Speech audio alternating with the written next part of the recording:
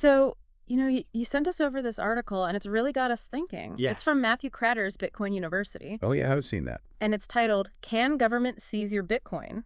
Hmm. Which is a question that I think is on a lot of people's minds. Yeah, absolutely. And it's Yeah. something that, we need to really think about when we're talking about the security Yeah, of any digital asset. for sure. And so I think, our mission today is pretty clear-cut. Okay. We want to look at this idea Yeah. of Bitcoin being unseizable and really see, Yeah. how much truth there is to that. Yeah, is it really as untouchable as people think it is? Exactly. Yeah. And I think a good place to start is with this idea of not your keys, not your coins. Absolutely. That's the fundamental principle behind Bitcoin Yeah. ownership. Yeah, And the article does a good job of really highlighting that. right. So for anyone listening who might not be familiar with this, Yeah. it basically means that Bitcoin is associated with a specific address. Yeah. You might have seen these, they start with like BC1Q. Right, yeah. And that Bitcoin can only be moved by whoever has the corresponding private key. So that's like the password. It's the ultimate password to your Bitcoin. Oh, gotcha. Okay. Yeah.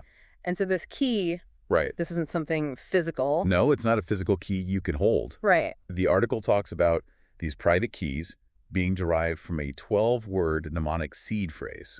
Yeah, that sounds pretty complicated. It does have a kind of mysterious air to it, Right. but it's actually a very clever system. Okay. So those 12 words represent a very long random number, Okay. and that acts as the master key from which all your other private keys for your different Bitcoin addresses are derived. So it's really important to keep that safe. Absolutely. Yeah. The article really stresses the importance of that seed phrase. Yeah. It's the only way to recover your wallet if something happens to your device. Right. But on the flip side, if you lose those 12 words, you've lost your Bitcoin forever. Wow. So it's like this really powerful thing. It is. But it's also, You have to be careful with it. a huge responsibility. Absolutely. Okay, so we've talked about the keys Right. and how important they are. Yeah. But what about the Bitcoin network itself? Well, the article states that the Bitcoin network is pretty much unhackable. Okay, and why is that? Well, it comes down to the cryptography that it uses. Okay. The algorithms are incredibly complex. Right. Even the most powerful computers would have a really hard time cracking the encryption. Wow. So trying to directly hack someone's Bitcoin is essentially impossible with current technology. So it really is this technological fortress. Yeah. Yeah, you could say that. But of course, as the article points out, Yeah. there's always a weak link. And that's usually the human element. Right. You can have the strongest technology in the world, Right. but people can be pressured or tricked into giving up their keys. Right. The article mentions things like court orders, Hmm. physical threats raids aimed at finding those keys. Right. So there are ways to get around the technology. And the example they give in the article is pretty striking. Oh, yeah, the one with the wallet holding $28 million in Bitcoin. Yeah.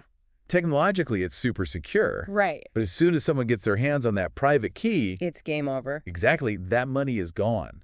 So this brings us to the legal side of things. Right, because there are legal avenues that can be used to seize Bitcoin. Right. And the article brought up that really interesting case from Puerto Rico. Yeah, the one with the fines. Exactly. Yeah, that was wild. So this individual was fined $10,000 every day Oh. for refusing to hand over the private keys to over 100 Bitcoin.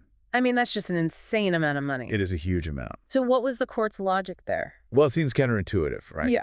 But the court's reasoning was that because the individual had moved some Bitcoin after the seizure order, Okay. it proved they had the ability to comply. Oh, so they were basically saying, look, you clearly have the keys. You're just choosing not to give them to us. Exactly. So that's fascinating. It shows how the legal system is still grappling with how to handle cryptocurrencies. Right. These really are uncharted waters. Yeah. And it makes you wonder about the broader implications for things like compelled decryption. Right. Like how much power should the government have to force people to unlock their data? Exactly. It's a big question. It is a big question. So, it almost makes me think about that meme in the crypto community, Oh, yeah. the whole boating accident thing, Right. where people joke about losing their keys. Yeah. My hardware wallet fell overboard. Exactly. But as the article points out, Yeah. that excuse probably wouldn't hold up in court. No, not really. And why is that?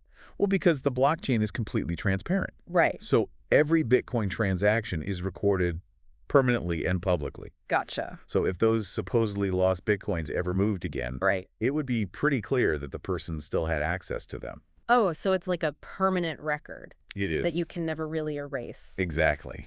And it reminds you of something else the article clarified Okay. about the FBI and Bitcoin. Right, because you often hear reports about the FBI seizing or even hacking Bitcoin, Right.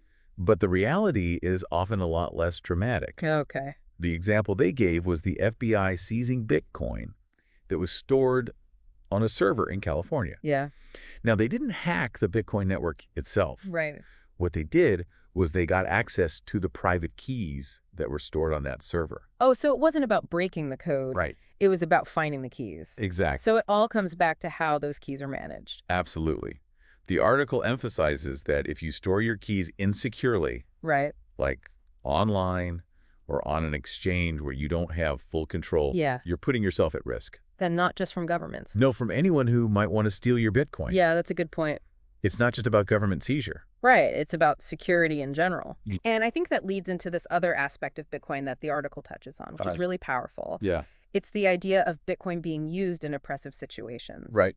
Like the example of the Ukrainians fleeing the war. Oh, yeah. That was a powerful example. Yeah, they were able to carry their wealth with them. Just by memorizing their seed phrase. It's incredible. It is, if you think about trying to transport large amounts of gold or cash Right. across borders during a conflict, It's impossible. it'd be incredibly difficult. Yeah. But with Bitcoin, it can be done discreetly and quickly. As long as you have those 12 words. Exactly. It's a form of self-sovereignty that we've never really seen before. Right. It's really quite remarkable. So we've covered a lot. We have. Let's just sum up the key takeaways here Okay. for our listener. So first and foremost, the Bitcoin network itself Right. is incredibly secure Yeah. due to the strong cryptography it uses. So it's basically unhackable? Pretty much. Yeah. Secondly, governments can't directly hack into the Bitcoin network, Okay. but they can use legal or even physical means to try and get people to hand over their keys. Right, so they can go after the individuals. Exactly. And finally, Yeah. self-sovereignty comes with great responsibility. Absolutely. If you're holding your own Bitcoin, you need to be very careful about security. Yeah, it's not just about buying it. Right. It's about keeping it safe. Exactly. Things like hardware wallets, Right. keeping your seed phrase offline, Yeah. being aware of the laws in your jurisdiction. It's a whole other level of responsibility. It is. You know, this article really highlights the fact that Bitcoin has this incredible potential Yeah. for financial freedom and privacy. Absolutely. But it's not a magic bullet. No, it's not. You still have to be smart. You have to be vigilant. Right. And you have to take responsibility for your own security. It's this constant balance, isn't it? It's a balance between the technology and the human element, Right. and it's something that's constantly evolving. Yeah, and it's something that we all need to be aware of. Absolutely. So as we wrap up this deep dive, Okay. here's something to think about. Yeah. How does this balance between technological security and personal responsibility Right. really affect the control you have over your money? It's a really interesting question. It is, and it's something I think we're going to be grappling with more and more in the future. For sure. So thanks for bringing this article to our attention. Yeah, it was a great read. It really was food for thought. Absolutely. And to our listeners out there, keep those questions coming, We love hearing from you. and we'll see you next time on The Deep Dive. Take care.